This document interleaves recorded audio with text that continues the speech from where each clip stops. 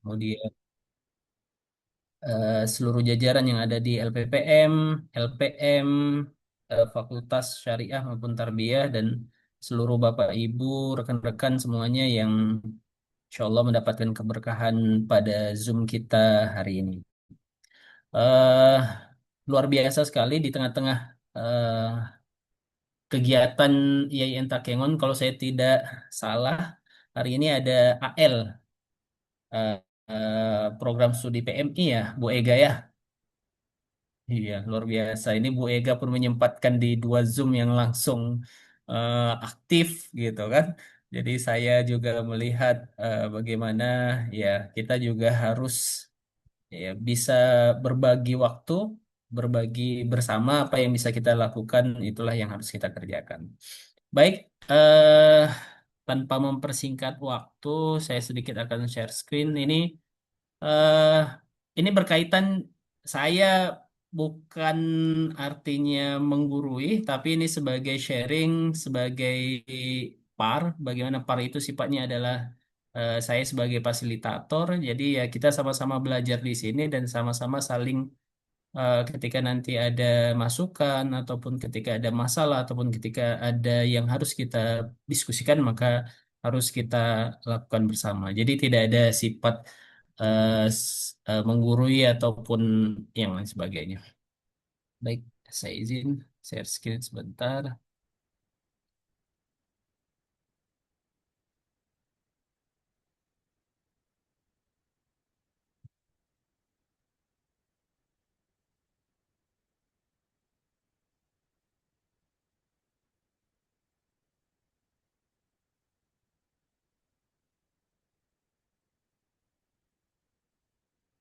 Baik, Bapak Ibu yang dirahmati Allah, eh, LPPM melalui Bu Dr. Izatul Rusuli pada minggu yang lalu menyampaikan kepada saya untuk sharing saja tentang bagaimana pengalaman atau pendekatan PAR, Participation Action Research ini dalam pengabdian kepada masyarakat. Nah, PAR ini sudah saya ikuti ketika ada short course dari Kementerian Agama lewat Direktur Pendidikan Tinggi Islam di tahun 2020. Itu short course-nya sekitar 25 hari. Saya mengikuti kegiatan short course itu dan secara online. Jadi karena 2020 adalah masa pandemi, sehingga yang seharusnya tahun sebelumnya itu dilakukan di Dieng atau di Bromo juga. Nah, pada 2020 maka kegiatan dilakukan secara eh, online. Baik, Bapak Ibu yang dirahmati Allah. Nah, ragam pendekatan dalam pengabdian kepada masyarakat itu yang biasa digunakan oleh Kementerian Agama saat ini itu biasanya itu melakukan pendekatan secara PAR, Participation Action Research. Kemudian ada CBR, ini nanti apa gawean atau ruangnya Bu Ega. Kemudian ada service learning, bagaimana kegiatan KKN kita itu adalah bentuk dari service learning kepada masyarakat.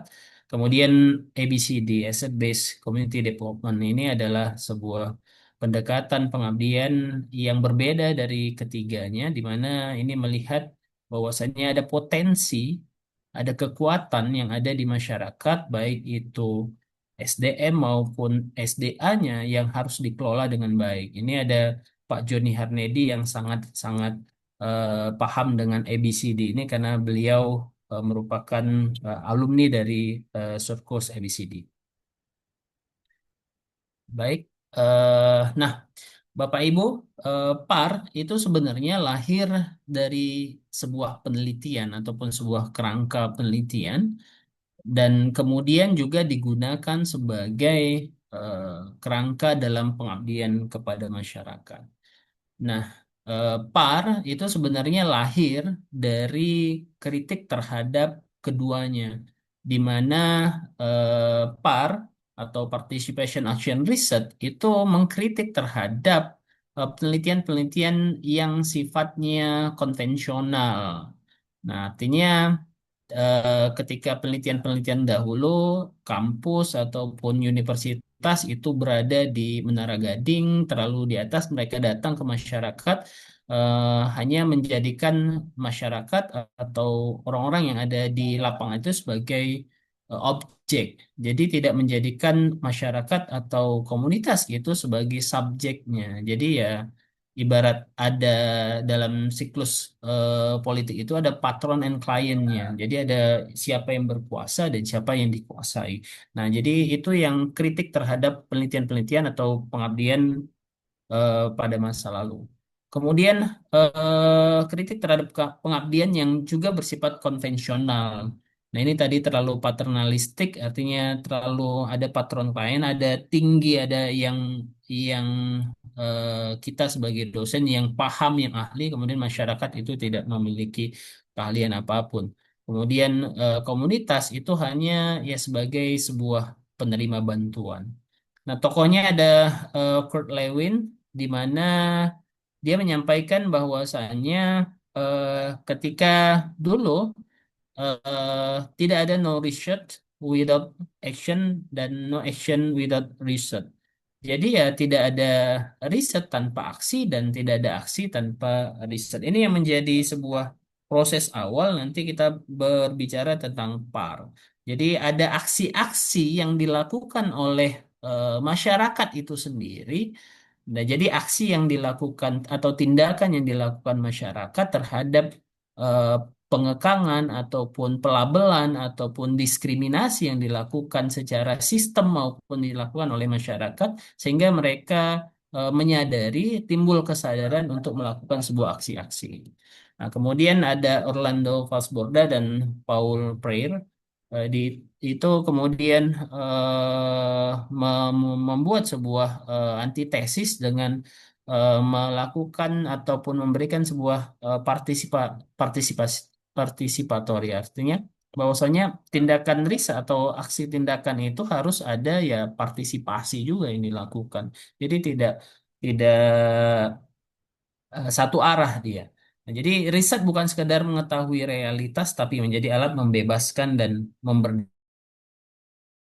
Nah, par par itu apa sih? Jadi par itu adalah suatu metode dan pengembangan secara partisipasi di mana komunitas bukan sekedar objek yang diteliti, melainkan ikut sebagai peneliti itu sendiri. Jadi PAR itu ketika saya melakukan di 2021, itu bagaimana PAR itu yang kita lakukan adalah turun ke lapangan dan mendengarkan. Nah, kita itu datang ke lapangan bukan kita menawarkan program, tapi kita bertanya kepada masyarakat itu tentang program. Jadi terkait dengan isu gajah dulu yang saya dapatkan itu, nah di Karangampar kemudian saya datang ke sana di 2022, kemudian mendengarkan apa yang disampaikan oleh masyarakat tentang konflik gajah tersebut. Kemudian saya juga melakukan eh, isu-isu yang sudah dilakukan masyarakat di daerah eh, Serule, di mana dulu eh, apa TPA itu akan dialihkan semuanya di daerah Serule. Sehingga ini ada masyarakat yang kemudian merasa mereka terpinggirkan, tertindas, kemudian terhegemoni dengan kekuasaan pemerintah. Kemudian saya melakukan datang ke sana, mendengarkan apa-apa keluhan mereka yang menjadi basis kenapa mereka melakukan upaya-upaya untuk melakukan perubahan transformasi. Nah, pada intinya PAR itu merupakan pendekatan yang prosesnya bertujuan untuk pembelajaran dalam mengatasi masalah dan pemenuhan kebutuhan praktis masyarakat dan proses perubahan sosial keagamaan yang transformatif. Nah, ini yang terjadi juga ketika bencana yang lalu. Nah, Kampung Serule itu lewat ada alumni mahasiswa kita juga itu melakukan upaya-upaya untuk melakukan kami ini tertindas, kami ini tidak diperhatikan, kami ini perlu bantuan sehingga mereka melakukan upaya pembuatan helipad dan itu sampai media-media nasional menayangkan itu sehingga ya itu adalah bagian dari mereka melakukan upaya-upaya aksi bersama untuk melakukan perubahan terhadap bukan hanya diri mereka tapi komunitas yang ada di masyarakat Serule dan masyarakat Serule menjadi contoh yang kemudian dijadikan sebagai aksi-aksi dari kampung-kampung yang lainnya melakukan hal yang sama. Nah, tiga kata kuncinya memang ini berada pada tiga, participatory, action, dan riset. Jadi risetnya yang paling di akhir, bagaimana participatory itu menjadi komunitas terlibat aktif, bukan sekedar responden. Jadi mereka menjadi aktor utama, kita itu menjadi pendengar, kita itu menjadi fasilitator, kita itu menjadi orang-orang yang seolah-olah kita gelas kosong gitu, datang ke mereka ya dengarkan gitu. Nah, sampai saya ketika di awal-awal di Kampung Serule itu dulu dibilang oleh para tokoh di situ, Bapak ini terima kasih sudah masuk ke kampung kami, terima kasih sudah izin kepada kami tetua di kampung ini. Nah, kalau Bapak nggak izin sama sekali, nggak ada yang Bapak kenal sini, ya Bapak nggak akan keluar dari Kampung Serule ini. Nah, itulah sebuah upaya-upaya bagaimana kita melakukan eh, apa pelibatan ataupun kita menghormati terhadap apa namanya budaya yang ada di lokal, kemudian ya kita mendengarkan apa yang menjadi masalah dari masyarakat setempat. Kemudian ada actionnya, aksi tindakan nyata untuk mengubah kondisi. Nah, ketika saya turun di Serule di 2021, 2022 yang lalu itu, mereka sudah melakukan aksi-aksi kecil lewat media, kemudian lewat mereka datang ke DPRK. Nah, mereka membawa ke kecamatan juga, mereka sampai membawa derigen-derigen berisi bensin atau apa untuk dijadikan aksi gitu. Ketika tidak terjadi upaya-upaya mereka di diberikan ataupun masukan-masukan mereka tidak diindahkan, maka mereka akan melakukan aksi yang luar biasa. Ini menjadi aksi-aksi tindakan mereka yang sebenarnya mereka sudah melakukan mapping terlebih dahulu, sudah melakukan upaya-upaya bagaimana mereka ketika melakukan tindakan ini akan bisa berhasil dan ternyata actionnya berhasil. Ini menjadi contoh yang bagus.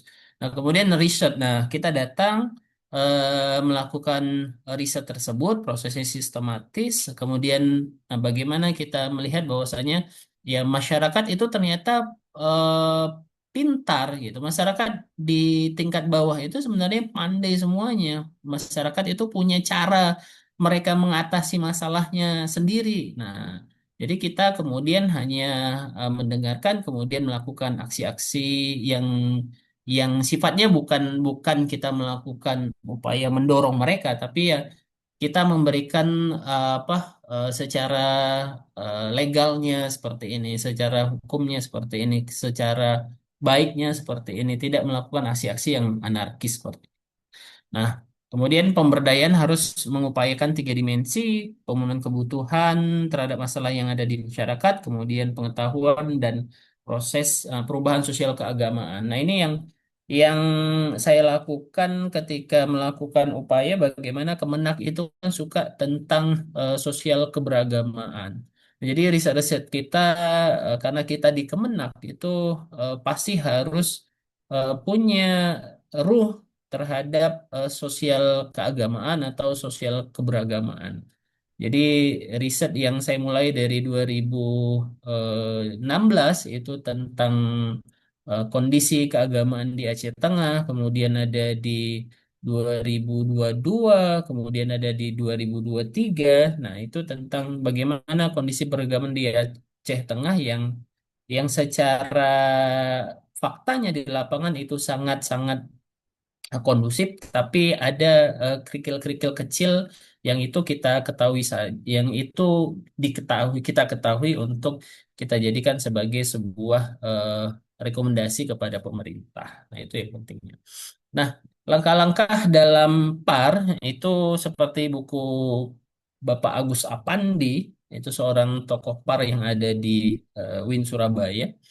Nah, itu dia membuat buku dan berasal dari beberapa refleksi dari bahwasanya langkah-langkah PAR itu dilakukan melalui pemetaan awal. Nah, kita datang ke masyarakat itu bukan menawarkan program, bukan memberikan oh kita sebaiknya ini, tapi kita melakukan primary mapping, datang mendengarkan mereka, kemudian baiknya apa, atau kita datang kira-kira ini cocoknya dijadikan penelitian apa ya, gitu. Kita datang kepada masyarakat.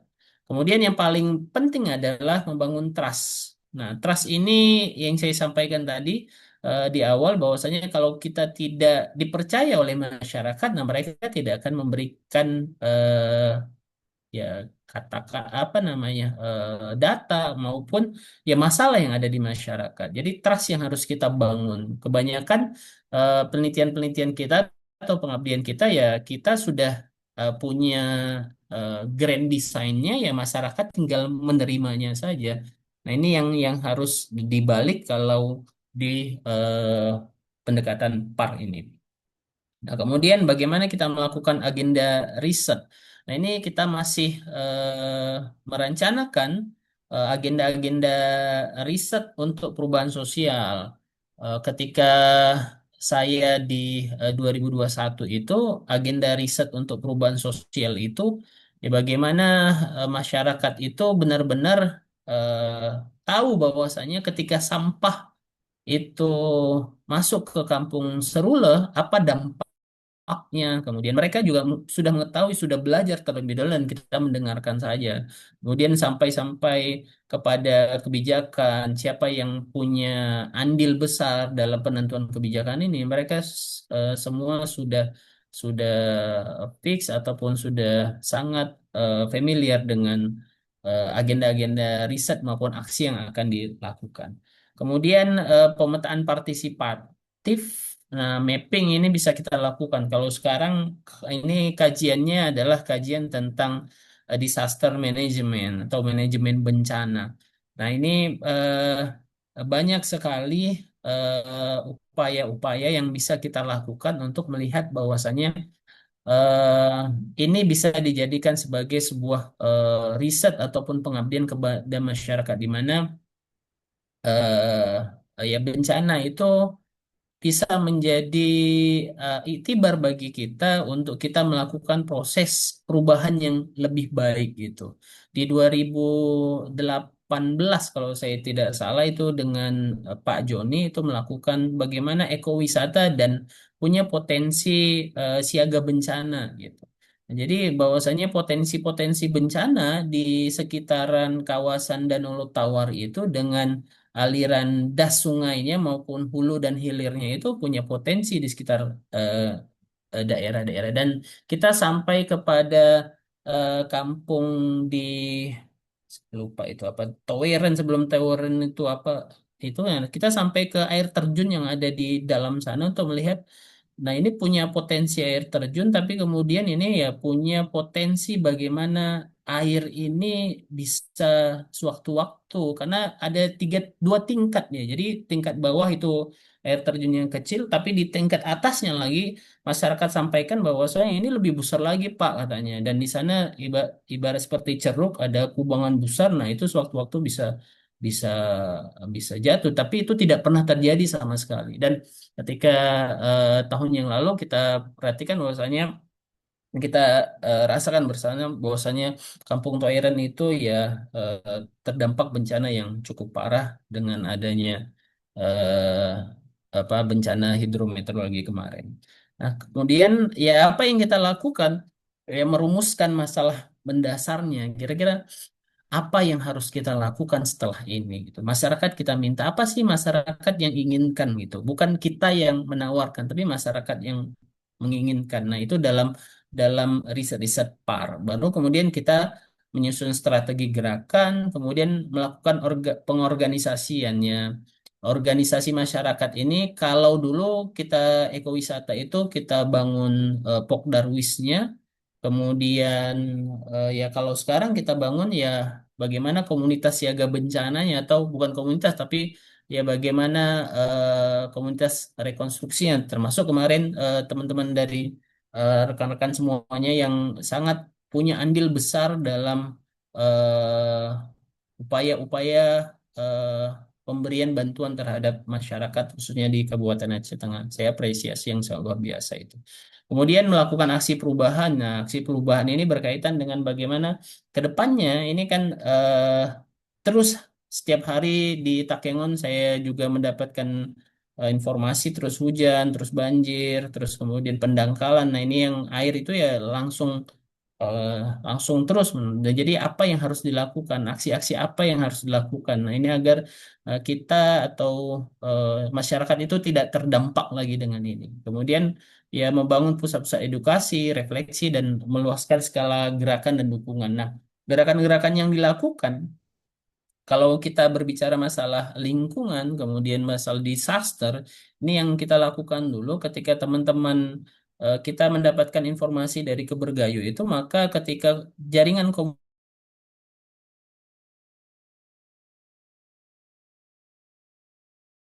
melakukan upaya untuk memperluas informasi seluas-luasnya, kita share, kita kemana-pun kita lakukan untuk kita bisa memberikan informasi tersebut.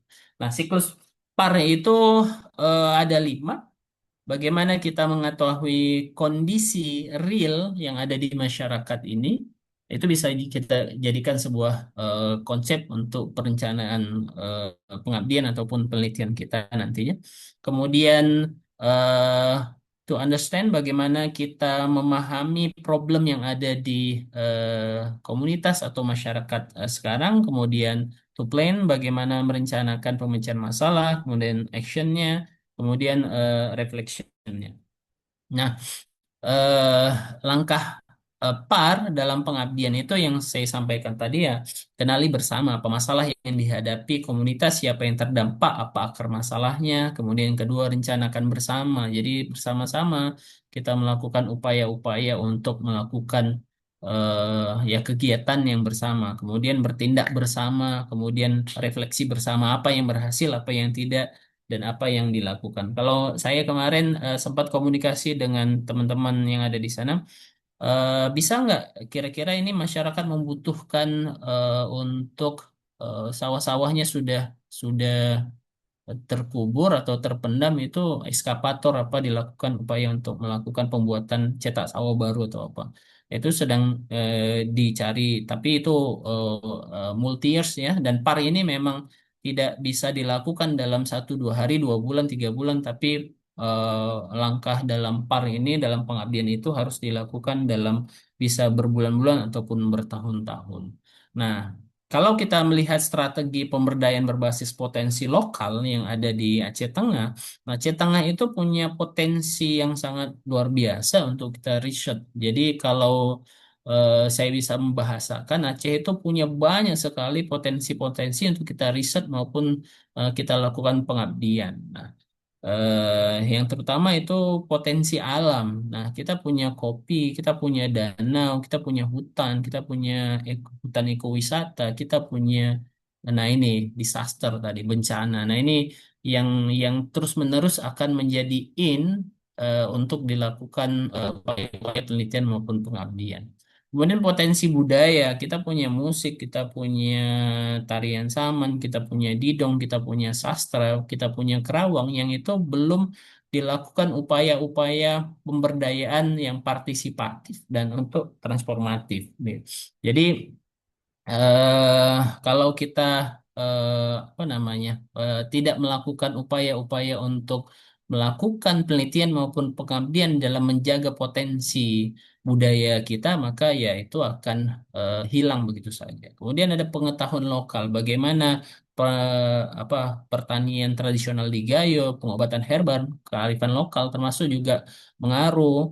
Bagaimana cara-cara mengaruh dan sebagainya itu adalah upaya-upaya yang partisipatif untuk kita mengetahui atau untuk dibaca oleh orang bahwasanya ada masyarakat Gayo punya tradisi berburu yang itu berbeda dan ini punya punya keaslian dan pembeda yang cukup kuat. Nah, ini menjadi sebuah riset yang kita bisa angkat. Kemudian ada modal sosial dan keagamaan. Bagaimana kita punya sara opat, alam tulung, kemudian dan keberagaman di Aceh Tengah.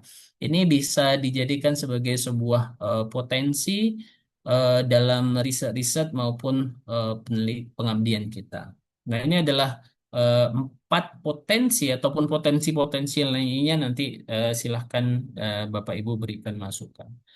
Nah, saya memberikan contoh ini bagaimana pendampingan ekowisata. Nah, ini di Asia Tengah. Bagaimana kita melakukan yang pertama pemetaan awal. Nah, banyak sekali pemetaan awal di mana aktornya nelayan, pemuda, ibu-ibu, pemilik lahan itu ya bisa menjadi nah sekarang kan upayanya bagaimana kita meningkatkan lagi ya wisata di Aceh Tengah. Jadi ya bagaimana kita melakukan riset-riset yang kita nyatakan bahwasanya Aceh Tengah itu aman.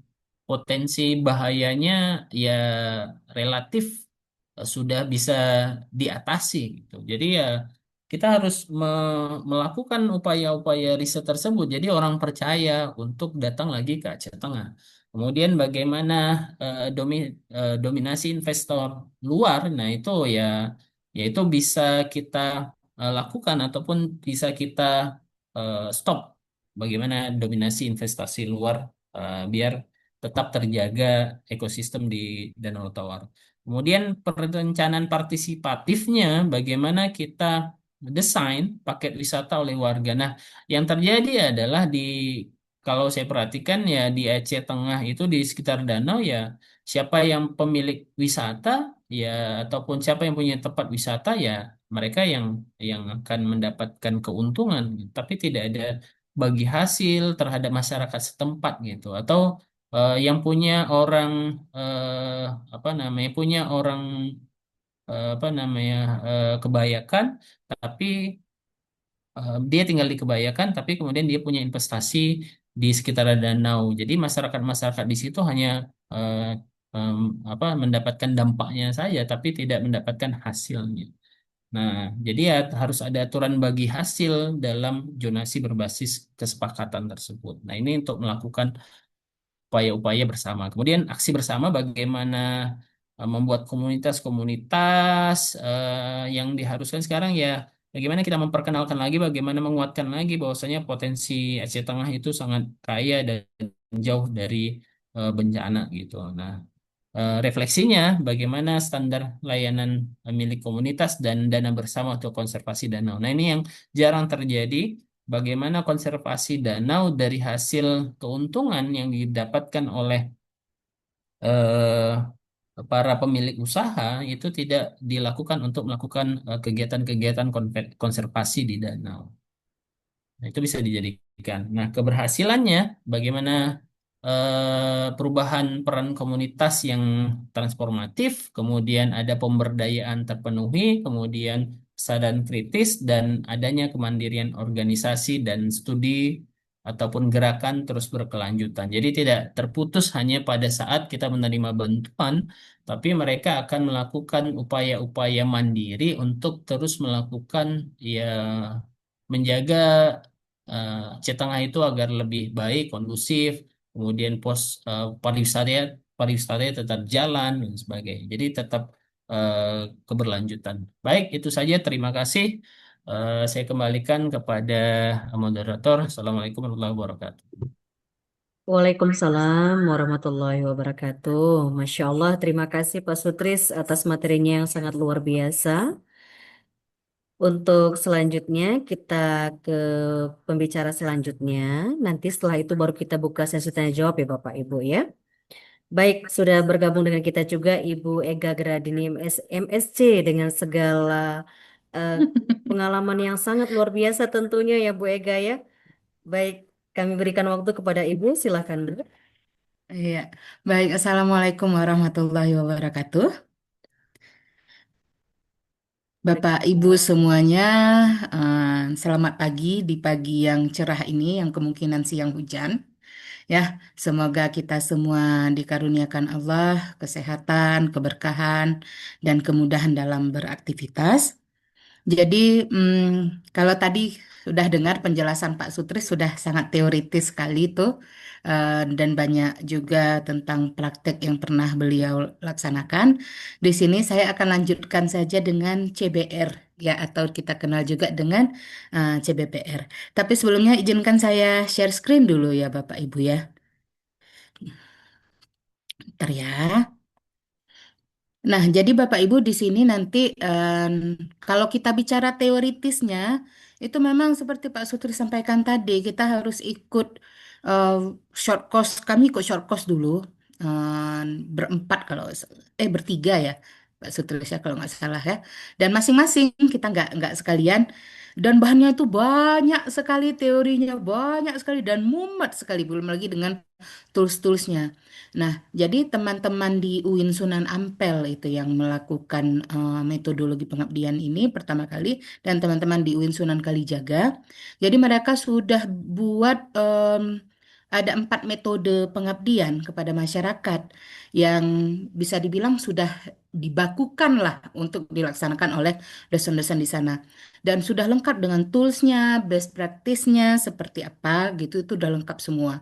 Nah, terus terang, kalau kita mau ikuti yang seperti mereka lakukan plek ketiplek dari A sampai Z, dari awal sampai akhir, itu luar biasa capeknya, gitu kan. Nah, jadi eh, lagi-lagi 4 metode ini itu semuanya sebenarnya terbuka bebas untuk apakah jurusan agama, jurusan pendidikan, itu semuanya bisa kita adaptasi. Jadi nggak ada pembatasan, misalnya gini, oh par apakah untuk ekonomi, untuk wisata? Nggak ada seperti itu. Atau CBR untuk yang pendidikan? Nggak seperti itu.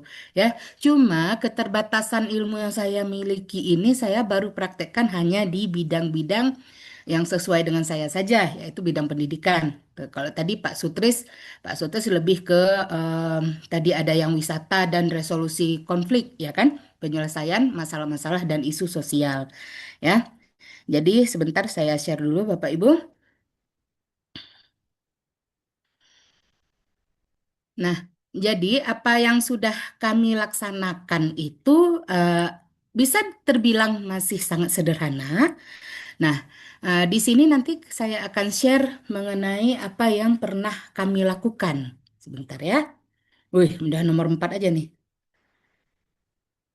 Oke, jadi Bapak Ibu semuanya, eh, sekarang saya tanyalah dulu. Kita dengan Tridharma ini sulit-sulit mudah. 2 kali sulit ya, mudahnya sekali, ya kan? Nah, mungkin kita dulu berpikir bahwa ruhnya menjadi dosen itu kan sebenarnya mengajar gitu, tapi kemudian kita dituntut juga sebagai peneliti dan juga sebagai pengabdi. Jadi kita dituntut serba bisa.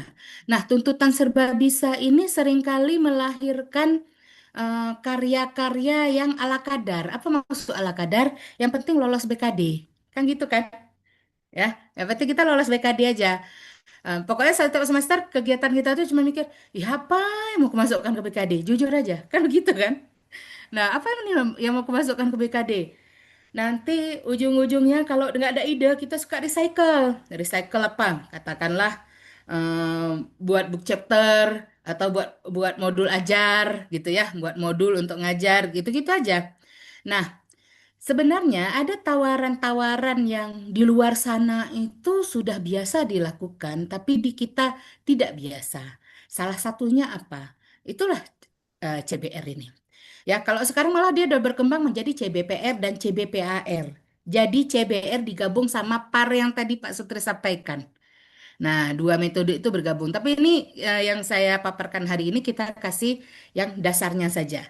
Nah, kalau boleh jujur nih, selama ini waktu lakukan pengabdian, kita itu enggak apa ya? Kita buat pengabdian bukan karena masyarakat tuh ada masalah, ya kan?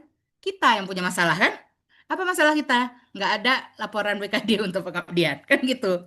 Ya, jadi yang punya masalah bukan masyarakat, kita yang punya masalah. Masalah terbesar kita itu apa yang mau buat pengabdian? Kita nggak mau tahu apa sih yang terjadi di masyarakat itu, atau kalaupun kita tahu masalah yang terjadi di masyarakat, kita cuma menduga-duga. Kita duga-duga aja kan?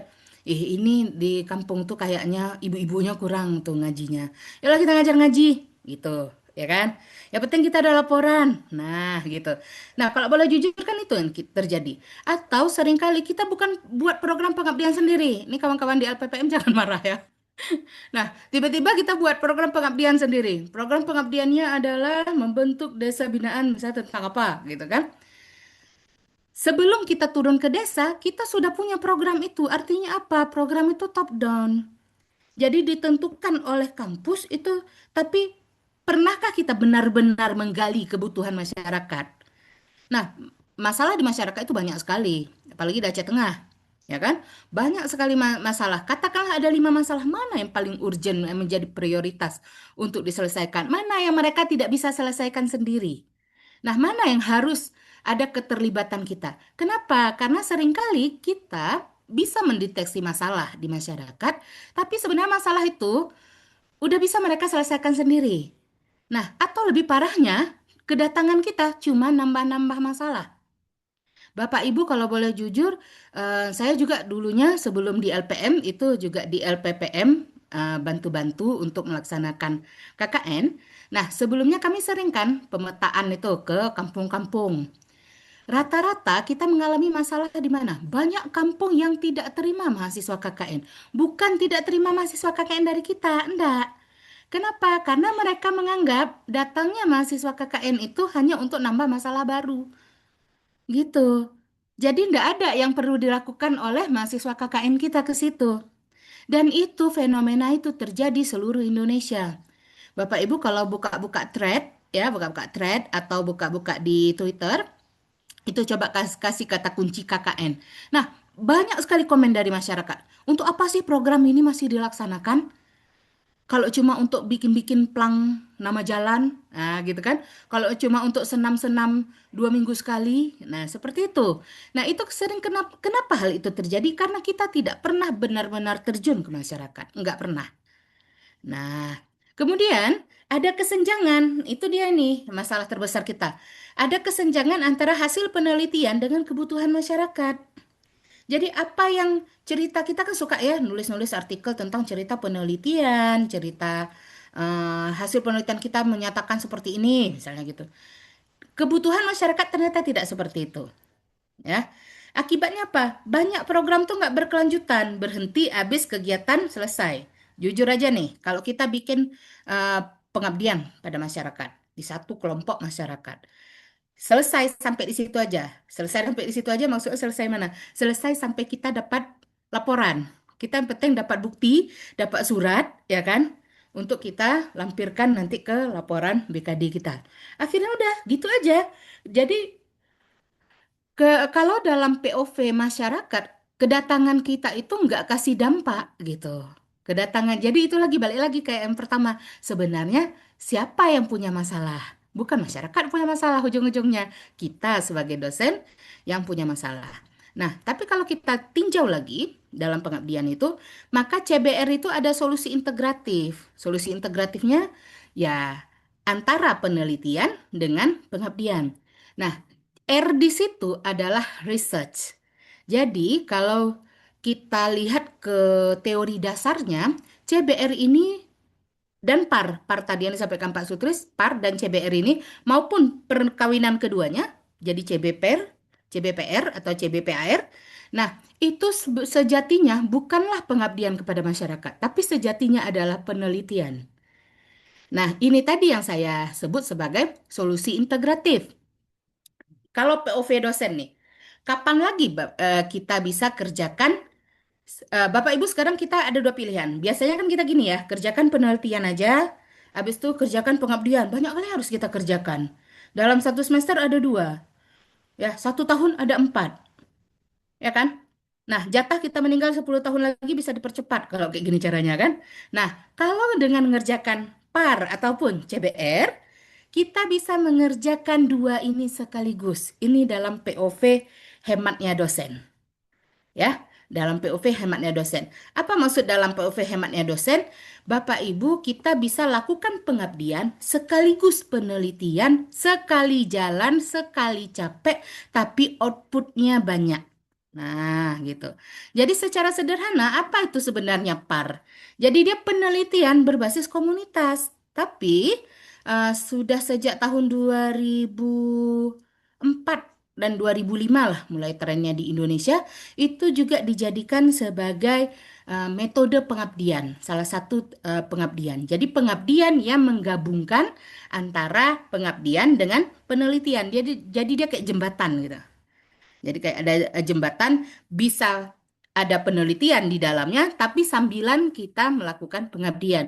Kenapa? Karena dia berbasis komunitas. Nah, komunitas ini siapa? Masyarakat di sini siapa? Tergantung dari sudut pandang kita, tergantung dari bidang keahlian kita masing-masing.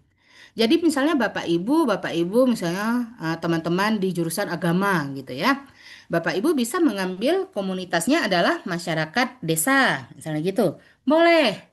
Nah, kalau saya dan teman-teman di Tarbiyah, selain masyarakat desa, kita punya masyarakat apa lagi? Masyarakat sekolah. Jadi guru, siswa di sekolah itu juga digolongkan sebagai masyarakat di dalam pengabdian kepada masyarakat. Mereka lah komunitas yang harus kita dampingi di sini, di dalam CBR ini. Nah, penelitian bersama masyarakat ini kita gunakan untuk mengatasi permasalahan yang dialami masyarakat. Jadi ingat ya, kita bukan membawa masalah. Di dalam CBR enggak begitu. Kita bukan membawa masalah. Jadi kalau kita tarik lagi ke konteks pengabdian dan penelitian, masalahnya itu benar-benar harus yang dialami oleh masyarakat dan ada keinginan mereka untuk menyelesaikan masalahnya. Nah, itu dulu perlu dicatat Bapak Ibu. Jadi saya pernah gagal, sering lah, bukan lagi pernah. Saya sering gagal melaksanakan pengabdian. Apa kategori gagal? Pengabdian udah kita laksanakan, tapi nggak ada masalah yang selesai. Kenapa? Masyarakatnya nggak mau. Mereka nggak perlu. Kita datang menawarkan sesuatu yang mereka tidak perlu diselesaikan, biarpun masalah itu ada. Tapi mereka tidak mau itu diselesaikan. Jadi sia-sia kalau seperti itu. Jadi selain melihat masalahnya, mengatasi masalahnya, harus ada keinginan dari mereka untuk menyelesaikan masalahnya. Nah, di CBR itu adalah kolaborasi antara masyarakat dengan akademisi. Akademisi ini gimana ya? Akademisi ini bukan dosen saja, tapi juga ada mahasiswa juga boleh. Jadi tim pengabdian itu nggak usah kecil-kecil sekali, nggak usah dibatasi di antara misalnya oh satu dua dosen, tidak. Silahkan kolaborasi. Nah, secara sederhana CBR itu bisa kita sebut sebagai penelitian yang dilakukan bersama masyarakat. Nah, ini ya, bukan tentang masyarakat. Itu kan beda ya, bersama masyarakat dengan tentang masyarakat. Nah, tujuannya apa? Ada gerakan sosial dan perubahan sosial. Itu tujuannya. Jadi, em, harus ada transformasi, harus ada perubahan di situ. Harus ada perubahan bagaimana masalah yang mereka alami itu bisa diselesaikan, biarpun nggak tuntas. Nah, tapi karena target kita adanya perubahan sekecil apapun perubahan, tetaplah sebuah perubahan dan itu tetaplah hasil. Nah, masyarakat di sini adalah mitra setara. Ya, jadi bukan objek. Biasanya kan kita objek, masyarakat itu objek. Jadi kita dampingi misalnya, kita kasih pelatihan. Tapi mereka kita posisikan sebagai objek. Nah, di sini mereka bukanlah objek. Mereka itu mitra setara. Kenapa? Setelah kita pergi, setelah kita keluar dari komunitas itu, merekalah yang melaksanakan perubahan-perubahannya. Ya. Nah, di dalam CBR nanti apa sebenarnya outcome yang diinginkan itu adanya kemitraan antara universitas dengan masyarakat. Ini sebagai contoh di tahun 2023 di sini kami di program studi Tadris Matematika itu akhirnya bekerja sama bermitra dengan teman-teman dari MGMP, Musyawarah Guru Mata Pelajaran Matematika Jenjang SMP di Kabupaten Aceh Tengah. Nah, mereka itu punya 140-an guru sebenarnya. Tetapi waktu itu yang aktif adalah 21. Nah, kenapa nggak semuanya aja?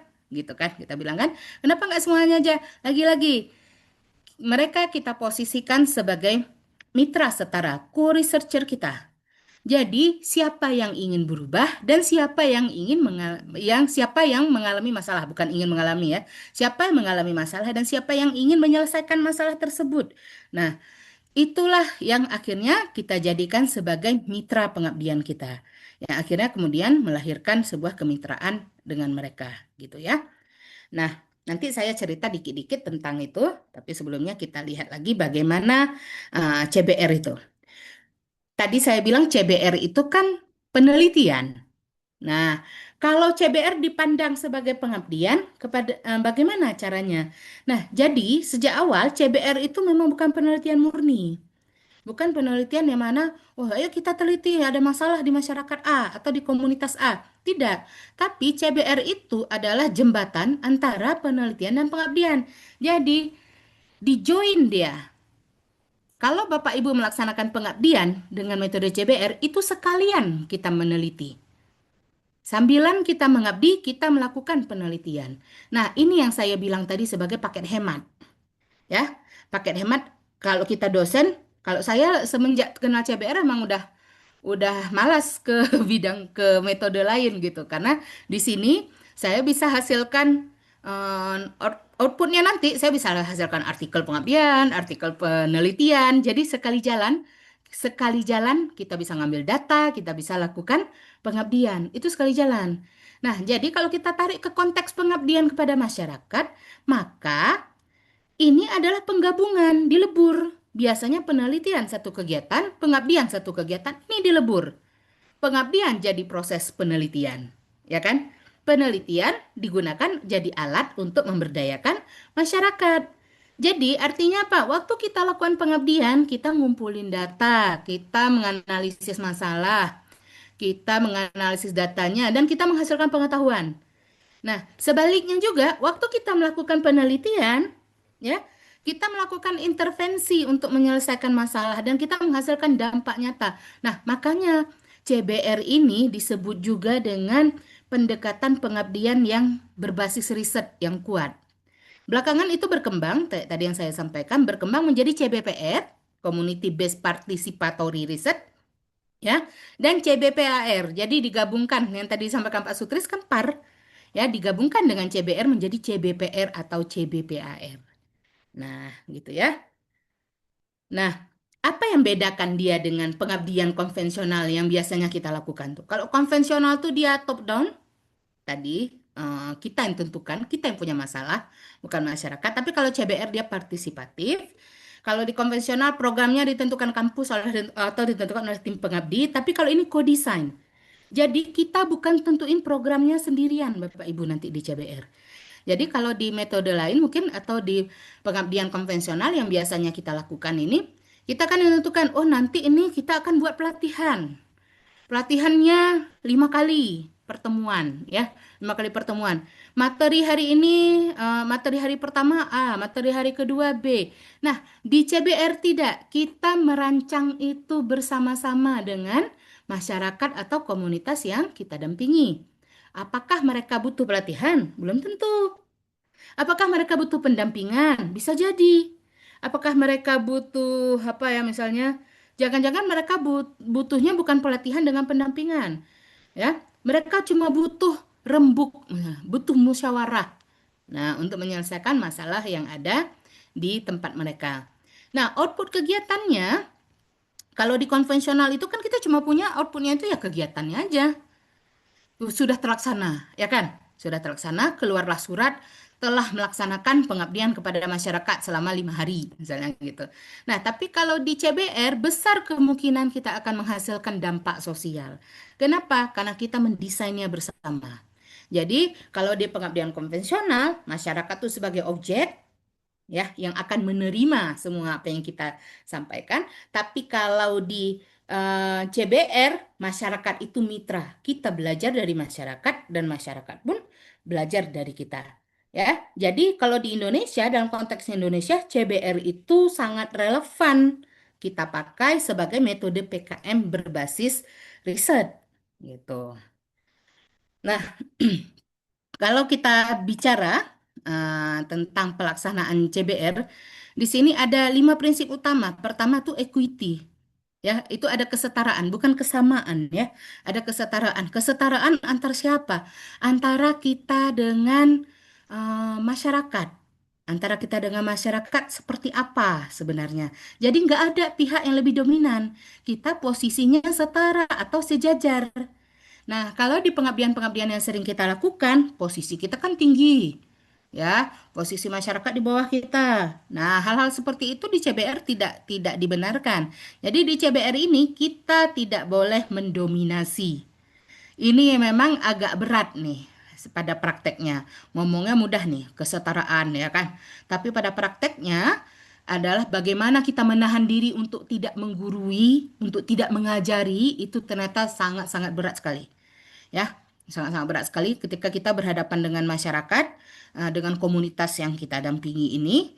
Ternyata kita pinginnya mereka setara, tapi belum tentu kan mereka setara. Jadi kita harus pandai-pandai mengatur diri ya dan sadar diri sehingga tidak ada pihak yang lebih dominan. Kenapa? Begitu ada pihak yang dominan, maka hubungan ini buyar. Nah, CBR ini sangat bergantung ke hubungan. Jadi harus ada hubungan yang baik sekali, harus ada hubungan yang mesra sekali antara kita dengan masyarakat. Dengan kata lain, masyarakat atau komunitas yang kita dampingi haruslah percaya bahwa kita itu datang bukan untuk menyelesaikan tugas kita, tapi memang membantu mereka. Nah, seperti yang pernah kami lakukan ini di tahun 2023, teman-teman MGMP ini, untuk membangun hubungan dengan mereka, ya, agar tidak ada pihak yang lebih dominan itu tadi, ya, untuk membangun hubungan dengan mereka, saya nggak punya channelnya, gitu. Artinya apa? Saya cuma kenal itu Bapak yang di samping Pak Ali Umar yang berjenggot itu, saya cuma kenal beliau sebagai Ketua MGMP, dan kami kebetulan beberapa kali bertemu dengan posisi saya pemateri, beliau peserta. Jadi beliau sudah membangun, biarpun beliau lebih tua, beliau sudah membangun branding ke saya bahwa saya adalah ibu dosen, kayak gitu. Ya kan?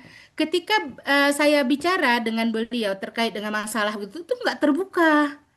Jadi kita susah masuknya. Akhirnya kita masuknya lewat siapa? Nah, Bapak Ibu mungkin tidak percaya, ya kan? Masuknya lewat badminton. Bukan saya yang main badminton. Pak Firmansyah dengan Pak Ali Umar. Ya, Pak Firmansyah dengan Pak Ali Umar ternyata main badminton dengan salah satu pengurus di MGMP itu. Kebetulan wakilnya. Ya, Bapak yang paling kiri nih. Jadi mereka itu ngobrol-ngobrol waktu badminton. Apa masalahnya kalian? Kok kegiatannya nggak aktif begini begini begini begini. Cerita di situ cerita. Saya nggak bisa masuk. Entah terbentur jenis kelamin atau terbentur dengan masalah tidak akrab dengan mereka. Jadi nggak bisa dibangun itu. Tidak muncul kesetaraan ketika kami bicara. Ya, saya terlihat lebih dominan saat ngobrol atau diskusi dengan mereka. Jadi, ketika kami coba buat pertemuan, ngobrol kami di sebuah kafe berlima, yaitu saya, Pak Ali Umar, dan tiga pengurus, gitu kan? Itu juga tidak bisa kami capai itu kesetaraan itu. Jadi itu seperti bukan ngobrol, seperti wawancara. Bapak, masalahnya apa Pak di sana Pak? Berapa kali kegiatan Pak? Berapa banyak gurunya Pak? Gitu-gitu. Tapi ketika ruang diskusi itu dipindah ke lapangan bulu tangkis, ke lapangan badminton, ya, maka kesetaraan itu bisa kita dapatkan. Nah, gitu ya. Itu salah satu contohnya ya. Nah, kedua tentang partisipasi aktif. Partisipasi aktif di sini masyarakat tuh harus terlibat di semua tahap. Itu kalau di CBR. Jadi mereka bukan cuma diundang waktu kegiatan. Dari awal waktu kita merencanakan program sampai di terakhir kita merefleksi program kita berhasil apa enggak, mereka harus terlibat. Nah, di pengabdian yang konvensional, mereka datang waktu kita undang aja kan? Ya, paling kita kan cuma ngomong sama Reje, ngomong sama beberapa yang tokoh penting gitu kan. Nah, mereka cuma kita undang saja. Mereka kita undang waktu workshop atau mereka waktu kita undang waktu kegiatan-kegiatan yang pentingnya. Tapi waktu dari awal itu enggak. Nah, prinsip ketiga, kolaborasi. Semua keputusan penting diambil bersama. Ini juga yang membedakan. Jadi kalau di pengabdian konvensional, kita si dosen pengabdi yang mengambil keputusan. Kita mau A, mau B, mau C, gitu kan? Nah, tapi di sini enggak. gitu ya. Di sini di CBR enggak. Itu harus keputusan bersama. Nah, ini tadi yang saya bilang sulit. Sulit, agak sulit kita lakukan ketika di sini. Kenapa? Jadi, kalau CBR kita udah berhasil, kita kan udah setara nih dengan mereka. Mereka juga komunitas yang kita dampingi ini sifatnya menjadi mitra kita. Nah, dalam diskusi-diskusi atau FGD kita tanya tuh, akhirnya kita ajukan ya, ajukan mungkin beberapa program intervensi untuk pengabdian kita. Ternyata di mereka itu mereka nggak setuju. Menurut mereka bagusnya misal dari A berubah jadi C gitu ya. Nah, kita sebenarnya nggak setuju nih. Ya, kita nggak setuju. Kita maunya kayak maunya kita. Nah, ini nggak bisa. Kita harus pandailah tarik ulur, tarik ulur, tarik ulur, sehingga programnya jalan, masalah bisa teratasi, tapi kita benar-benar kolaborasi dari awal sampai akhir. Nah, kemudian prinsip berikutnya itu pemberdayaan. Ingat ya, tujuan akhir bukan menyelesaikan masalah. Bukan menyelesaikan masalah, tujuan akhir di CBR. Jujur aja, kedatangan kita sebenarnya nggak bisa menyelesaikan masalah di masyarakat gitu. Tapi kita bisa meningkatkan kapasitas masyarakat untuk menyelesaikan masalah. Kita bisa. Nah, itu tujuan akhir dari CBR, pemberdayaan. Baru kemudian kita berorientasi aksi. Apa yang berorientasi aksi? Kegiatan itu harus nyata, hasilnya harus nyata, bukan cuma tertulis saja, bukan cuma untuk kita tulis saja dalam laporan. Ya, semuanya harus berorientasi aksi gitu. Jadi fokus kita ada manfaat nyata bagi masyarakat atau komunitas yang kita dampingi, gitu ya. Nah, di sini kalau Bapak Ibu kita mungkin terbiasa dengan pengabdian konvensional atau dengan pendekatan tradisional di mana penelitian dan pengabdian itu terpisah, kita harus kalau kita ingin terapkan CBR, yang saya sarankan silahkan diterapkan gitu ya. Maka kita harus berubah nih. Kita bukan lagi kerjain penelitian, kita bukan lagi kerjakan pengabdian, tapi kita mengerjakan penelitian sekaligus pengabdian. Ya, jadi pengabdiannya itulah penelitiannya. Penelitian itu digunakan sebagai alat pemberdayaan dalam pengabdian gitu. Nah, ada kalau dari sini ada dua nih yang bisa kita lakukan. Pertama, Bapak Ibu ada dua versi. Pertama, versi yang pertama, kita udah punya penelitiannya, lalu kita ingin jadikan kita lakukan pengabdiannya. Atau sama sekali kita belum pernah punya, ini versi yang kedua. Kita tidak pernah punya penelitiannya, kita nggak punya pengabdiannya, kita ingin lakukan langsung. Ya, kita ingin lakukan langsung bagaimana melakukan penelitian sekaligus pengabdian. Nah, itu konsepnya dalam CBR. Ya, tahapannya bagaimana? Ada 4 tahapan nih. Nah, ini ada buku tentang CBR, nanti saya share. Saya udah masukkan ke Drive materinya, buku best practice-nya, dan juga bagaimana tools-tools yang mau kita gunakan. Jadi Bapak Ibu nanti silahkan baca. Apa yang saya jelaskan di sini itu sangat-sangat sederhana ya. Jauh sekali dibandingkan dengan teori dasar yang ada di buku itu. Nanti di akhir kita share ya. Nah, Bapak Ibu, tahapan CBR itu ada 4. Yang pertama, dan ini mutlak, wajib tidak boleh ditinggal, tidak boleh diselang. Wajib diikuti dari awal sampai akhir, dan ini sifatnya siklus. Ya, yang pertama namanya laying foundation atau peletakan dasar-dasar. Yang kemudian yang tahapan kedua itu namanya research planning, merencanakan penelitian. Nah, kemudian tahap ketiga itu data collection dan analisis, pengumpulan data dan analisis data. Yang keempat acting on finding atau tindak lanjut hasil. Nah, jadi kalau dalam konteks pengabdian ini nggak usah kaku sekali kita pahami ya. Kalau dalam konteks pengabdian, tahapan yang pertama tuh tahapan pendekatan. Nah, tahapan yang kedua tuh kita merencanakan program. Tahapan ketiga tuh tahapan pelaksanaan. Tahapan yang keempat itu tahap evaluasi sekaligus tindak lanjutnya. Gitu ya. Oke. Nah, di tahap satu, laying foundation kita ngapain? Kita pemetaan sosial dan engagement. Engagement itu ngapain? Engagement itu kita membangun hubungan. Ya, jadi apa yang kita lakukan di tahap pertama? Nah, jadi di tahap perencanaan ini sebelum melaksanakan pengabdiannya, Di tahap perencanaan ini yang perlu kita lakukan pertama adalah identifikasi kebutuhan masyarakat. Jumpai masyarakat yang ingin Bapak Ibu dampingi, atau komunitasnya. Nah, di situ lakukanlah identifikasi kebutuhan, gitu ya. Nah, bagaimana ini benar-benar kalau kita terapkan di lapangan itu bagaimana caranya gitu. Jadi, misalnya ya, kita ingin mengidentifikasi kebutuhan masyarakat. Banyak tuh, boleh lewat observasi partisipatif, boleh lewat dialog, ya kan? Boleh lewat FGD. Nah, jadi FGD di CBR, FGD itu bukan pelaksanaan pengabdiannya, enggak, baru tahap perencanaan.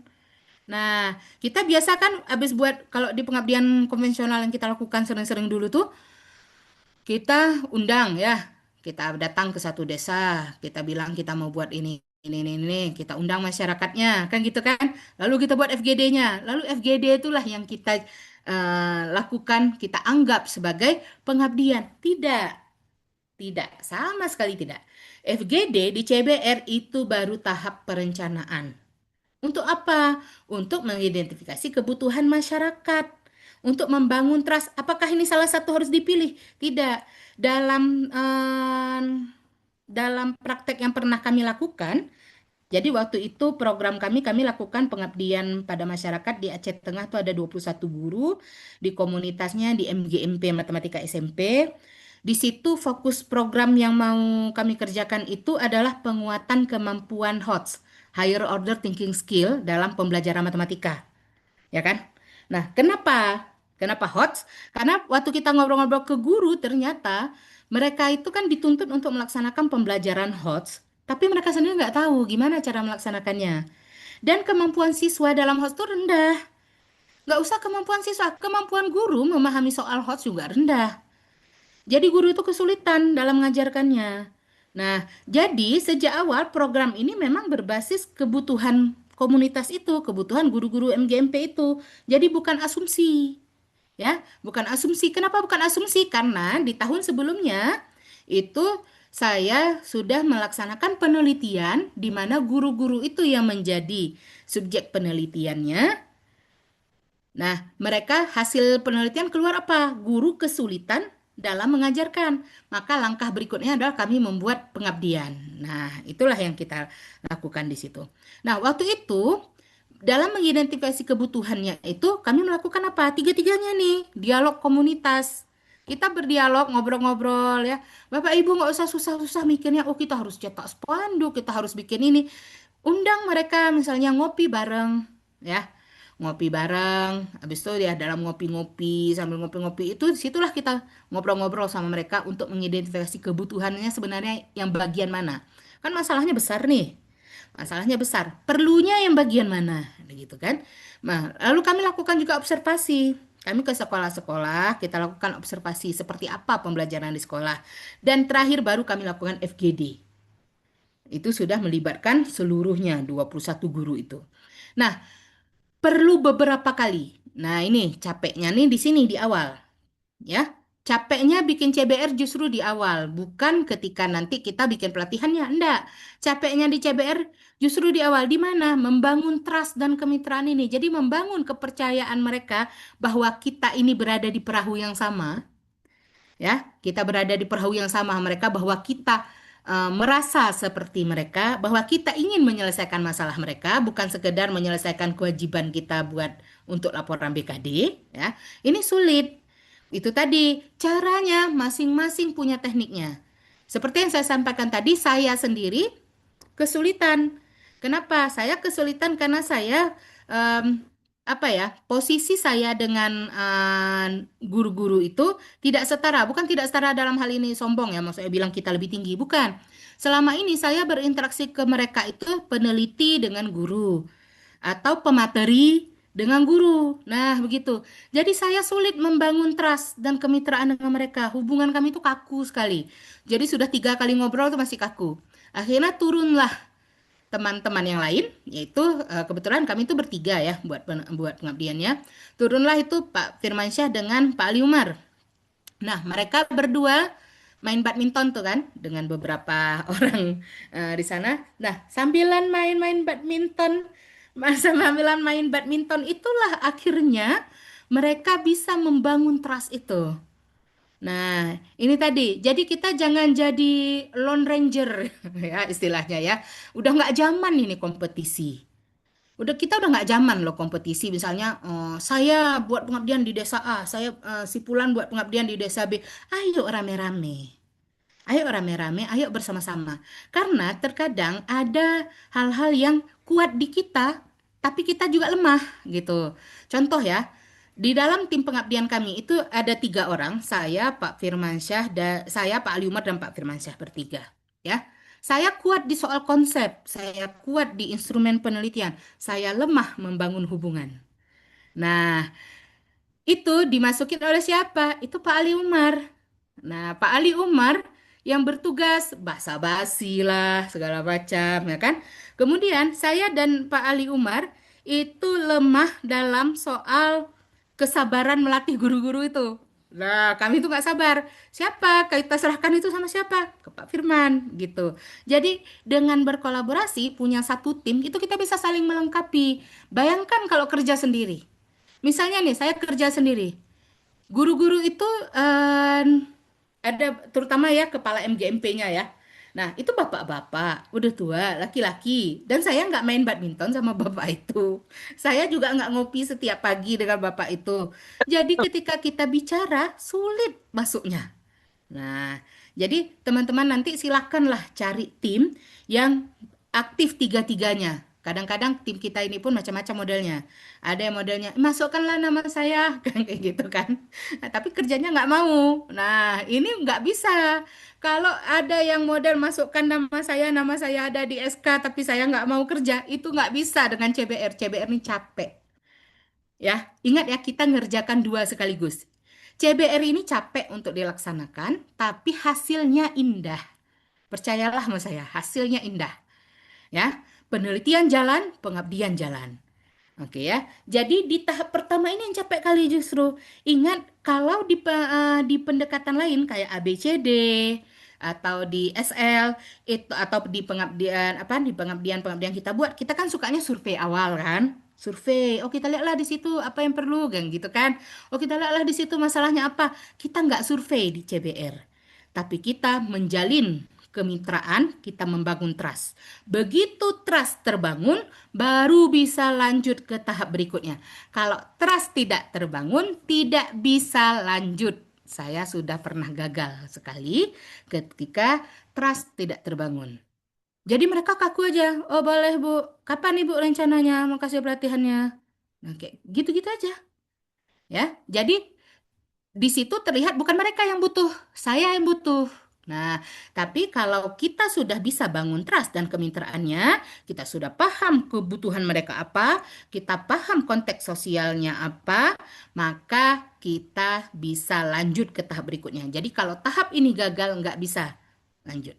Ya, jadi kita di tahap awal, nah enaknya CBPR gini, nggak usah Bapak Ibu pusing-pusing nanti mau buat apa. Di CBPR kita nggak langsung buat program, nanti itu kita buat program, gitu ya.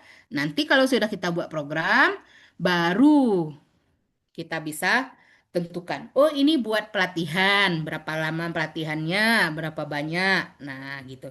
Jadi yang paling penting bukan program. Beda ya Bapak Ibu ya. Kalau sebelumnya kita kan yang penting program ya. Program kita jalan. Perkara orang tersiksa datang ke program kita. Perkara orang nggak suka sebenarnya ikut. Nah, itu urusan belakangan. Bapak Ibu pernah nggak dampingi masyarakat hari-hari pertama aja rajin? Hari-hari berikutnya entah di mana mereka. Nah, itu artinya mereka nggak butuh sama kita. Ya, pahit-pahit kenyataannya seperti itu. Tapi kalau trustnya sudah terbangun, nanti waktu laksanakan program, mereka yang bilang, Bu, nggak cukup, Bu, waktunya cuma 5 kali, Bu. Perlu ketemu lagi kita nih, Bu. Mereka artinya program kita berhasil kalau sudah seperti itu, ya kan? Nah, sekali lagi di CBPR bereskan dulu membangun trust dengan kemitraan. Nggak usah dulu muluk-muluk tentang program. Program akan gagal kalau hubungan dengan masyarakatnya belum terlaksana dengan baik. Gitu ya.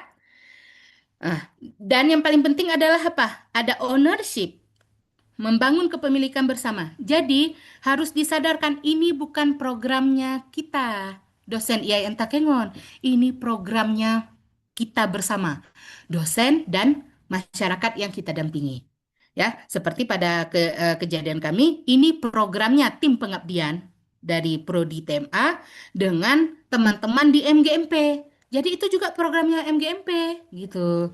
Mereka juga akhirnya nanti dapat keuntungan juga. Mereka buat laporan salah satu program mereka selesai. Jadi kita sama-sama saling menguntungkan. Sifatnya itu eh, bi ya, mutual ya, saling menguntungkan. Bukan kita aja yang untung, mereka cuma terima honor transport nantinya dari kita. Bukan seperti itu, gitu ya. Nah, udah selesai di tahap laying foundation, kemitraan sudah terbangun. Ini kalau nggak salah waktu pengalaman kami itu sampai berapa kali ya? Lima kali kami. 5 kali sampai akhirnya kami FGD ya. Nah, kalau sudah terbangun kemitraannya, barulah lanjut ke tahap kedua. Nah, apa tahap sorry sorry sorry. Apa tahap kedua? Research planning, merencanakan program. Nah, disinilah kita mengabdi sekaligus meneliti. Disinilah penelitian masuk. Ini yang saya maksud, sambil pengabdian kita kerjakan penelitian. Sambil penelitian kita kerjakan pengabdian. Satu kegiatan kita bisa dua-duanya. Itu keunggulan CBPR dibandingkan metode-metode yang lain. Gitu ya. Nah, karena saya anggap saya CBPR ambassador, maka saya gaung-gaungkan CBPR ini, gitu ya. Nah, dalam PKM ini ngapain kita? Kita rumuskan masalah bersama. Kita nggak sendirian ya Bapak Ibu ya. Habis fondasi kemitraan terbentuk masuk tahap kedua. Kita tidak nyusun program sendirian. Nah, kalau di pengabdian yang konvensional atau yang biasa-biasa kita lakukan, kita susun program sendiri. Saya mau buat workshop. Isinya ini, materinya ini, workshopnya 2 kali pertemuan. Nah, gitu ya. Mereka cuma kita undang. Enggak, ini di FGD kita ajak mereka untuk merumuskan apa sih masalah kita. Nah, seperti yang kami lakukan, ketika kami lakukan itu ternyata masalahnya tahu apa Bapak Ibu yang mereka hadapi? Pembelajaran teacher centered, pembelajaran didominasi oleh guru. Ya, murid nggak semangat untuk belajar. Guru pakai metode ceramah. Itu yang paling efektif untuk nangani kelas, terutama kalau jumlahnya banyak. Soal itu masih yang lot, lower order thinking, belum yang higher order thinking. Dan guru nggak pede bikin soal sendiri. Kenapa? Karena menurut mereka itu susah kali. Nah, itu yang kita dapat saat FGD, saat need assessment-nya. Jadi setelah itu barulah kami duduk bareng. Ingat kami di sini bukan tim dosen saja. Ada dosen, ada mahasiswa waktu itu 2 orang, dan kemudian ada teman-teman dari MGMP-nya semuanya. Ya, ada 21 orang mereka. Nah, jadi di situ kita bahas, kita ngapain? Kita rancang di situ, merancang program intervensi, program pengabdiannya ya. Kita rancang program pengabdiannya, kita rancang. Mereka butuhnya apa? Butuh materi, butuh workshop, butuh pelatihan, atau butuh butuh apa? Ternyata hasilnya saat kami rapat itu, mereka butuhnya tuh workshop sama pendampingan. Mereka nggak mau workshop aja. Kita waktu itu, wah, pendampingan, nah gitu kan. Karena pendampingan nggak masuk. Ini kebetulan kita dapat hibah dari pusat ya. Saya lupa, entah 25 juta waktu itu uangnya. Dan di RAP kami itu nggak ada pendampingan. Cuma ada sampai workshop. Kan begitu kan? Nah, ternyata sewaktu diterapkan mereka minta pendampingan. Artinya apa? Kita harus ke sekolah-sekolah yang berisi 21 guru ini mendampingi mereka menyusun nanti rencana pembelajarannya dan mendampingi mereka waktu ngajarnya. Nah, itu ya. Ini tadi kita nggak bisa mendominasi bilang, oh nggak bisa, kita nggak cukup dana untuk itu. Nggak boleh. Ingat, mereka dan kita posisinya setara. Kita sama-sama merancang dengan mereka programnya apa. Lalu kita rancanglah indikator keberhasilannya apa. Nah, jadi model monitoringnya itu juga kita rancang waktu itu.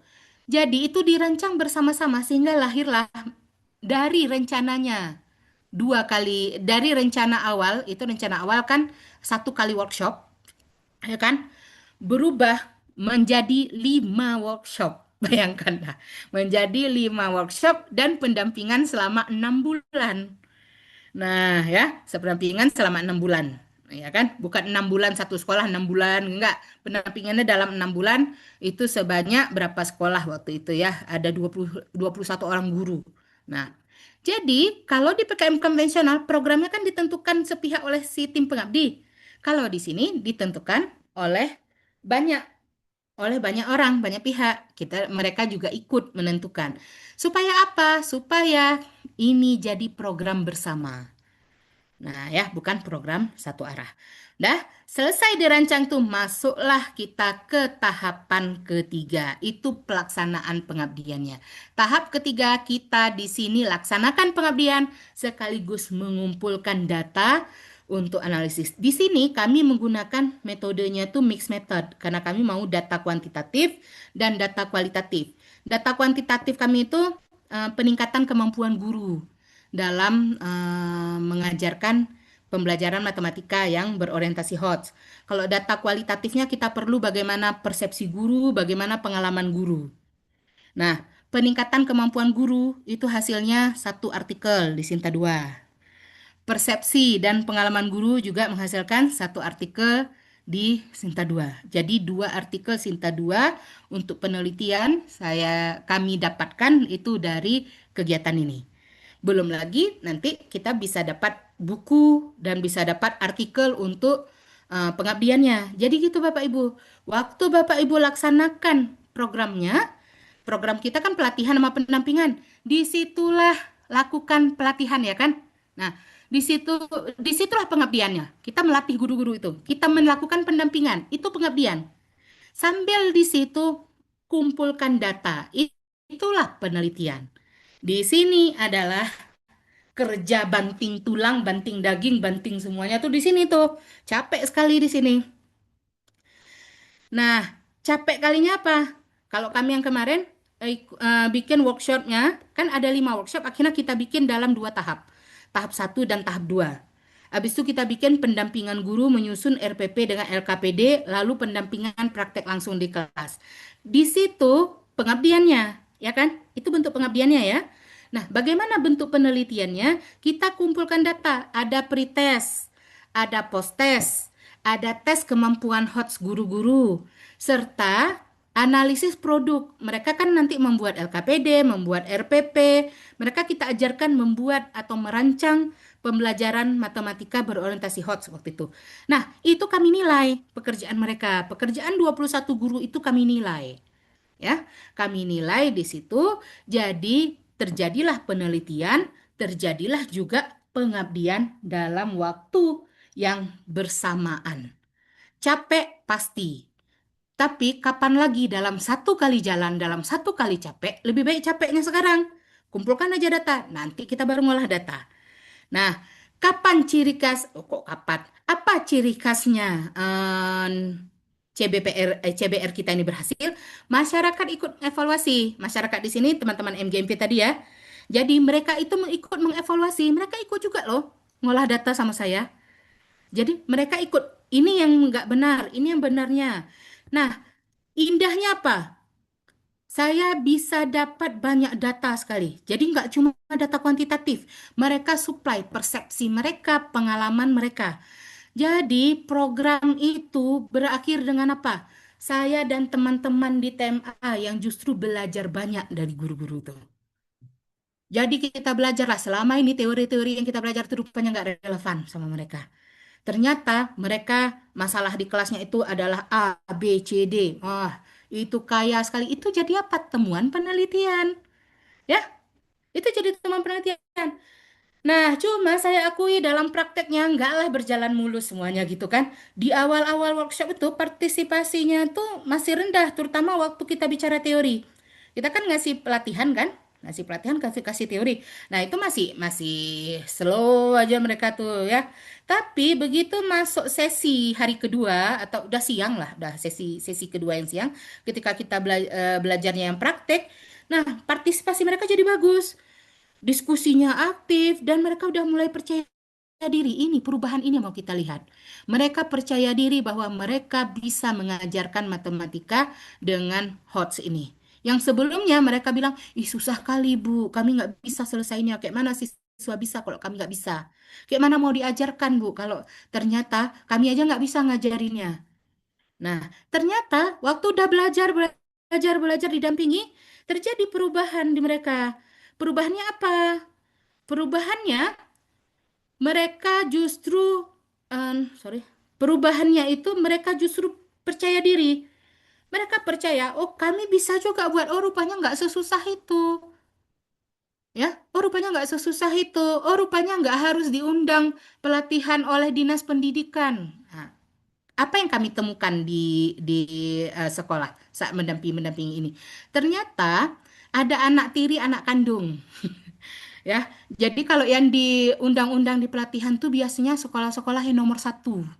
SMP 1, MSN 1, SMA 1, MAN 1. Yang nomor 2, apalagi nomor 47. Ya, siapa yang mengundang SMP 23 Takengon? Siapa? Nggak ada diundang. Nah, mereka jarang diundang di kegiatan-kegiatan. Jadi hadirnya kita di sana itu mengobati rasa ketidakpercayaan diri bahwa selama ini tidak pernah dilibatkan. Ternyata gitu mereka dilibatkan, mereka juga bisa kok. Nah, gitu ya. Jadi, lihat di sini di tahap 4 kita ada aksi sosial. Tadi tujuan CBPR menghasilkan perubahan sosial, ya kan? Kita nggak nyelesain masalah, nggak lah tiba-tiba 5 kali dikasih 5 sesi workshop mereka langsung tiba-tiba jadi apa ya, jadi pintar semuanya. Enggak, tetapi ada perubahan, ya, ada perubahan sosial, ada perubahan dari mereka. Apa perubahan dari mereka? Mereka merasa ini bisa dilakukan dan mereka mau melakukannya, jadi bukan basa-basi. Kenapa bukan basa-basi? Karena habis itu kami lakukan pendampingan selama 6 bulan, selama 1 semester. Mereka benar-benar melakukannya. Bahkan di tahap pendampingan, itu kan ada tahap keberlanjutan ya. Di tahap pendampingan itu, pertama kan 21 orang guru.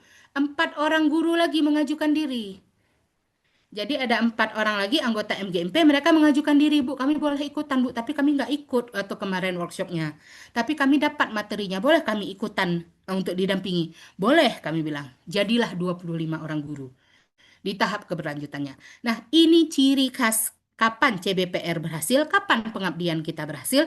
Ini dia, ketika ada perubahan dan ketika ada keberlanjutan. Tapi kalau nggak ada keberlanjutan, nggak ada perubahan, itu artinya kita belum CBR ya.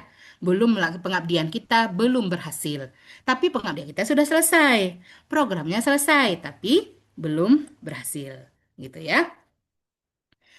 Jadi siklusnya kayak gini dia nih. Pertama sekali, kalau buat PKM pakai CBR tuh engagement dulu, pendekatan dan bangun hubungan. Kemudian rencanakan bersama, lalu laksanakan secara bersama, ya. Ingat ya, bukan kita aja yang laksanakan. Lalu refleksi bersama, hasilkan. Di bagian mana kurangnya? Refleksinya juga ikut. Jadi kita kan buat workshop tuh 2 tahap, ya. 2 tahap workshop, 5 sesi. Tahap pertama itu 3 sesi, tahap kedua itu 2 sesi sebelum pendampingan. Habis setiap tahap workshop satu, kita refleksi. Kita ajak nih, di mana nih kekurangan kita? Oh, materi ini masih kurang, Bu. Nah, oh, Bu, kami masih perlu tambahan materi dengan Pak Firmansyah. Oke, boleh. Kita tadu Pak Firmansyah. Bersedia ngasih materi bonus, tambahan bonus? Bersedia. Oke, atur lagi harinya. Gitu. Jadi mereka terus-menerus dilibatkan dari awal sampai selesai di sini. Nah, di sini di sosial aksinya ini bukan cakap-cakap aja, bukan ngomong-ngomong aja kita bilang, apakah Bapak Ibu bersedia mengajar nanti pakai HOTS? Enggak. Tapi kita bikin program. Jadi kami bikinlah program pendampingan lagi di luar dari program PKM ini. Jadi 2023 bikin program PKM-nya, lanjut di 2024 itu bikin pengabdiannya. Bikin pengabdian, bikin pendampingannya. Gitu ya. Nah, kenapa menurut saya ini menurut saya ya kan. Ketimbang metode konvensional kita yang ngundang orang kasih materi kita ngomong bla bla bla bla bla bla terus selesai. Dan ketimbang metode-metode lain, kenapa CBR ini unggul? Pertama, lebih tepat sasaran kalau menurut saya. Kenapa? Karena kita membangun kebutuhannya itu atau menganalisa kebutuhannya itu sama-sama dengan masyarakat. Nah, kemudian meningkatkan keberlanjutan. Ini tahap paling susah ini. Karena masyarakat menjadi pelaku ya, bukan penerima aja. Nah, mengurangi kegagalan program. Kenapa? Karena dirancang bersama sejak awal. Nah, dari sudut kita ada keuntungan ganda.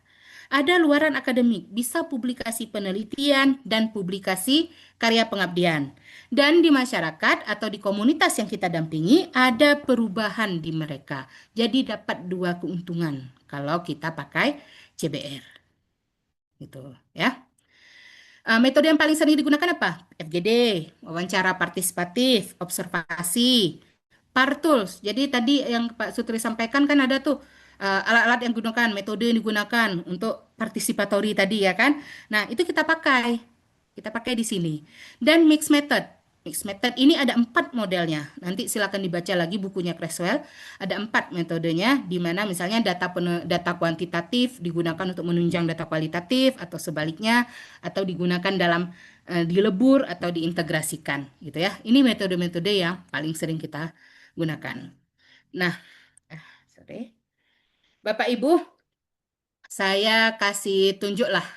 Tadi jadi selama ini bikin CBR ini saya udah ketagihan terapkan CBR sejak saya belajar ini, ya. Sejak saya belajar tentang CBR. Ini salah satu bisa dibilang ada dua program. Ada dua program yang kami kerjakan itu dengan CBR, ya. Jadi di sini kenapa ini ada HOTS, ada kurikulum merdeka gitu kan. Nah, ada yang HOTS, ada yang kurikulum merdeka. Di sini Bapak Ibu, coba yang pertama ini yang mendapat pembiayaan waktu itu peningkatan kapasitas guru SMP di Aceh Tengah membelajarkan matematika berorientasi HOTS dengan pendekatan CBPR. Kita waktu itu pakai P-nya juga, ya kan? Lihatlah Bapak Ibu. Di sini bukan saya, kami itu bisa mendapatkan artikel pengabdian. Ini artikel pengabdian di UNRAM Journal of Community Service. Ini lupa saya, kayaknya Sinta 3 gitu ya. Nah, Bapak Ibu di sini kita kan tadi ya.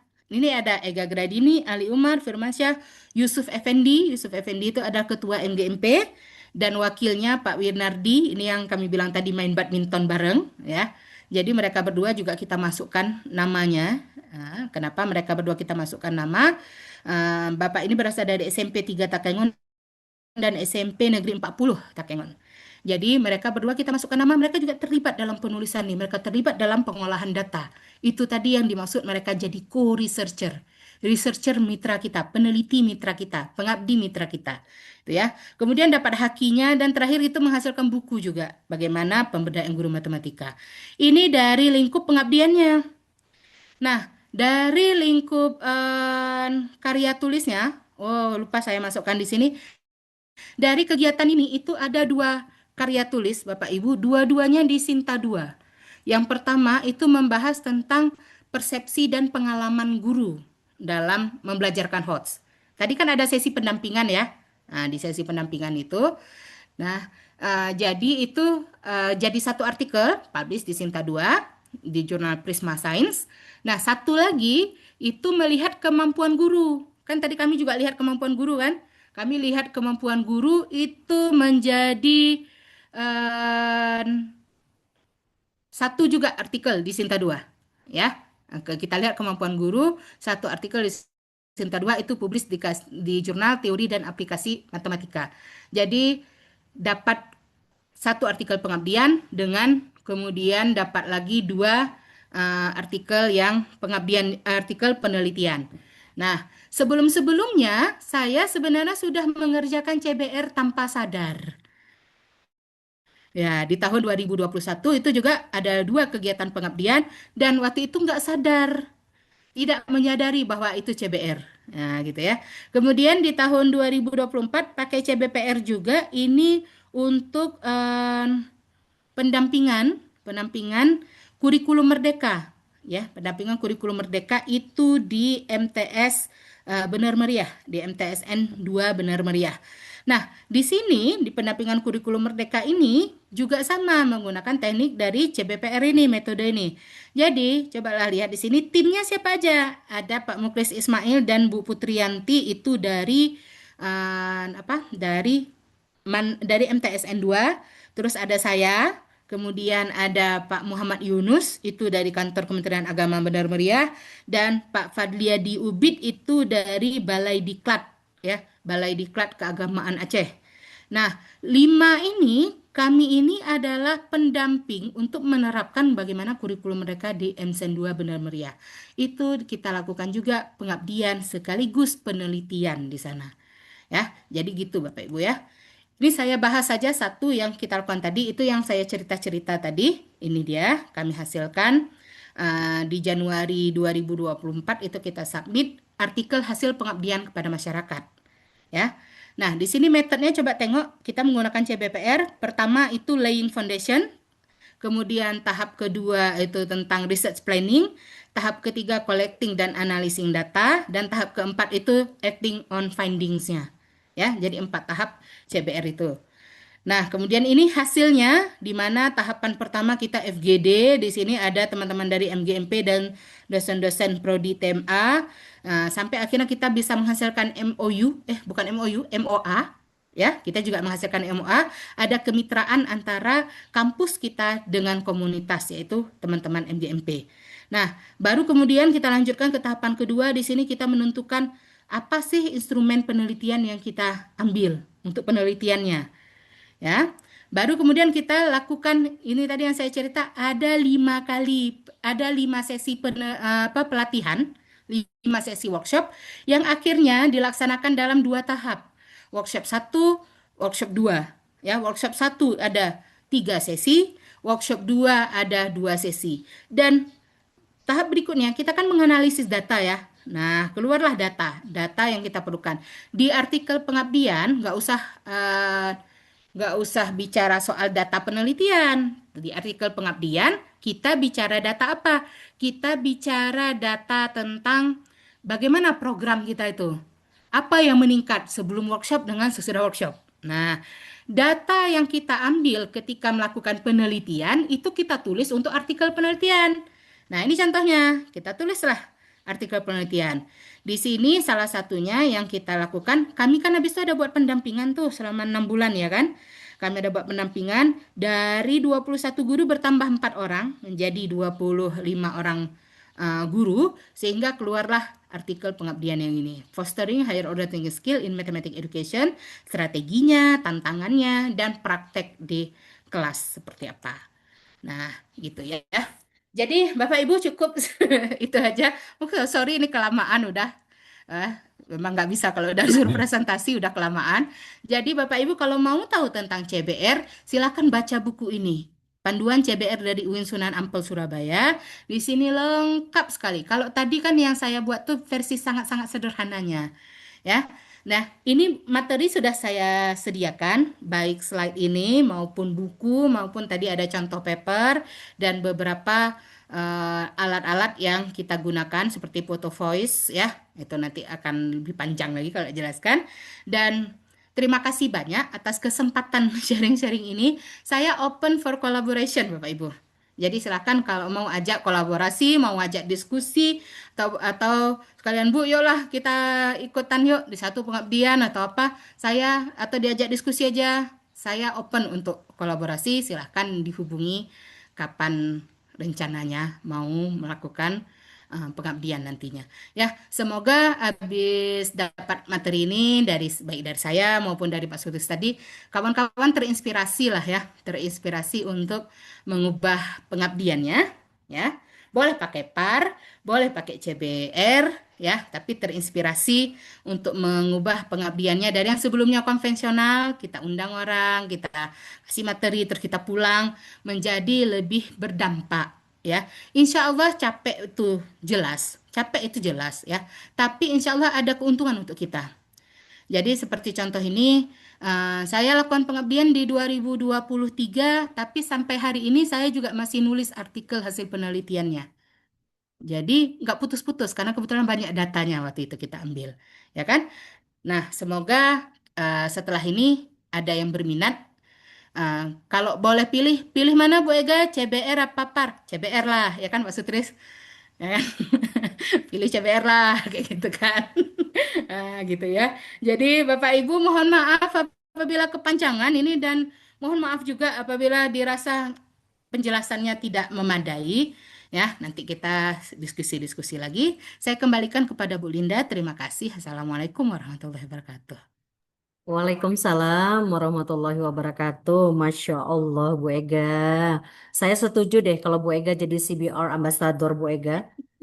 Ya, Masya Allah. Bapak Ibu juga ada kesempatan dari Bu Ega open collaboration nih. Jarang-jarang ada kesempatan ini.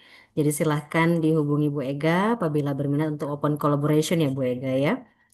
Baik, sangat memotivasi dan inspirasi sekali materi dari Pak Sutris dan Ibu Ega, Bapak Ibu. Baik, untuk sesi selanjutnya kami buka sesi tanya jawab Bapak Ibu. Kami buka dulu untuk dua penanya. Silakan Bapak Ibu.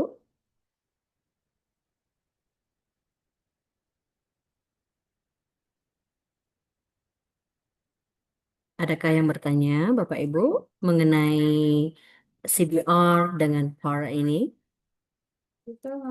Ya. Ya, bagaimana?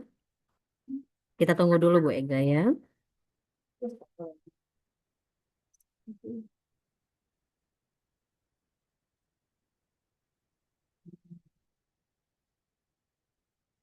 Ada pertanyaan.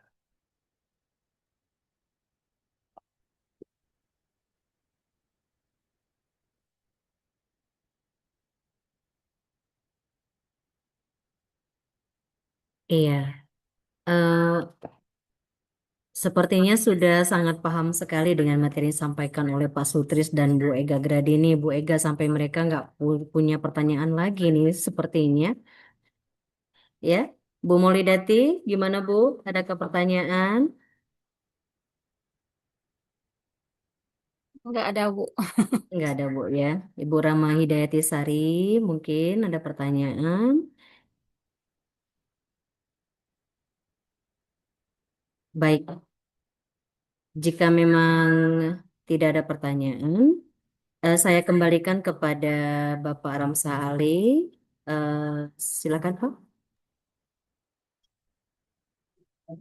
Eh, Oke, terima kasih Bapak Ibu telah mengikuti webinar kita dari awal sampai hari ini terakhir. Mengingat tidak ada lagi pertanyaan dari Bapak Ibu semuanya, maka pada hari ini kami sebagai pembuka kegiatan ini ingin menyimpulkan bahwa apa yang telah disampaikan oleh dua pemateri kita ini sangat luar biasa Bapak Ibu. Tinggal kita lagi. Sebenarnya dalam buku panduan dari LPPM pun sudah dibuat, termasuk di panduan KKN Bapak Ibu. Sebenarnya itu banyak sekali, di samping sudah disampaikan oleh dua pemateri, hanya dua. Dan kalau kita lihat lebih dari dua Bapak Ibu ya, panduan dari pengabdian kepada masyarakat metodologinya.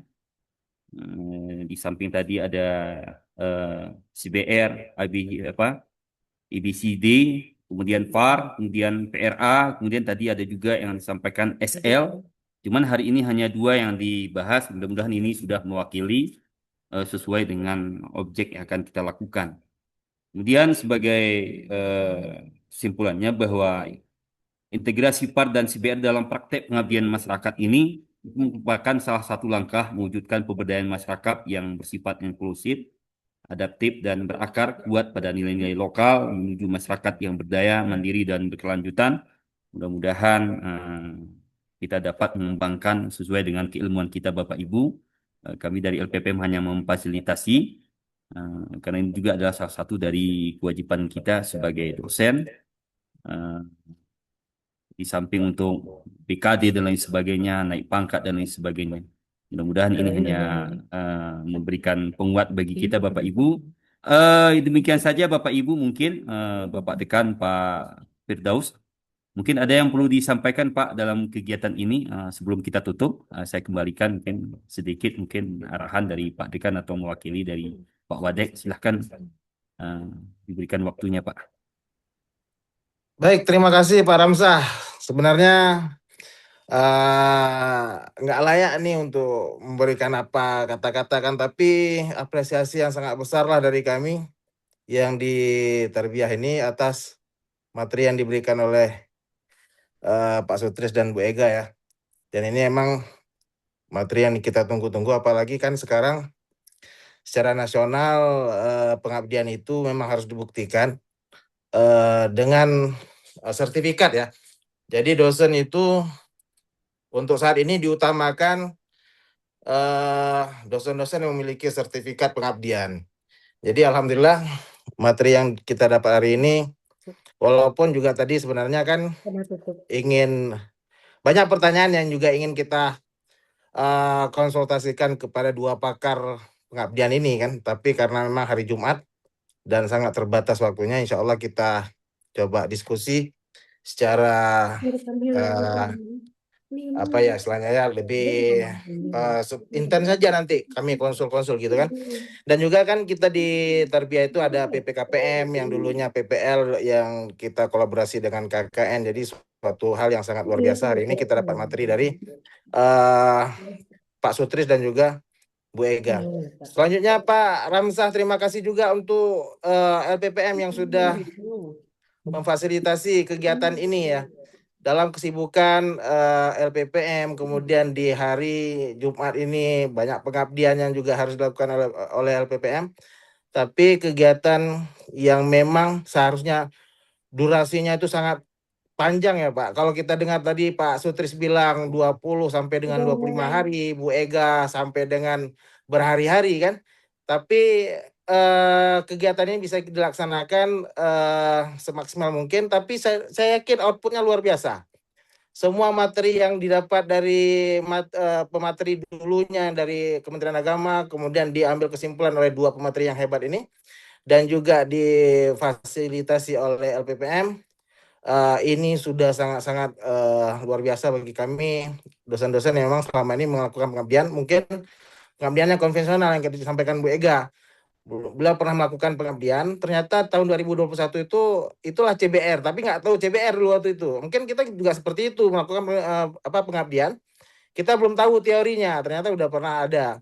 Namun ini kita maksimalkan kembali pengabdian kita dengan menggunakan teori-teori yang ada. Sekali lagi terima kasih Bapak Ibu yang sudah juga berhadir. Semoga sukses untuk kita semua. Saya mewakili, mungkin Pak Dekan juga masih ada ini. Beliau memantau, tapi karena memang tadi permintaannya dari saya tanpa melangkahi beliau, terima kasih sekali lagi atas nama pimpinan Fakultas Tarbiyah ini Pak Ramsah dan juga Ketua LPPM Pak Rahayu Subakat. Terima kasih Pak. Sama Pak. Mungkin dari Pak Dekan ada Pak. Kalau nggak kita tutup. Silahkan mungkin sebagai motivasi mungkin terakhir Pak. Saya sikir aja Pak, Eh, apa namanya disampaikan oleh pemateri dan Pak Wadik tadi. Mungkin harus berkelanjutan nih Pak Ramsah. Jadi ini adalah sesi pendahuluan boleh untuk kita semua. Tapi berikutnya perlu lebih apa ya? Ya mungkin semacam workshop lah, semacam dibuatkan workshop terus bagi siapa yang ingin melaksanakan metode pengabdian seperti ini.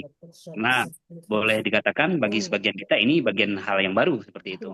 Itu saja Pak Ramsah request. Semoga nanti Pak Sutris dan Bu Ega tidak keberatan memberikan workshop lebih lanjut kepada kita. Makasih Pak. Terima kasih Bapak Ibu. Kebetulan kegiatan kita selain ini mungkin mudah-mudahan nanti bisa berlanjut Bapak Ibu. Sebenarnya sudah ditargetkan minimal dari setiap kampus ini ada 2 kegiatan mungkin webinar berkaitan dengan kami juga sebenarnya tidak tersentuh nih Pak Dekan. Walaupun sering mengusulkan anggaran kajian kearifan lokal, local wisdom sampai hari ini belum tuntas-tuntas Pak. Nah, mudah-mudahan nanti itu kita perkuat mungkin dengan webinar. Ada juga kegiatan kami di sini Bapak Ibu setiap hari Rabu, Coffee Morning. Nah, itu sudah berjalan sebenarnya di LPPM setiap hari Rabu.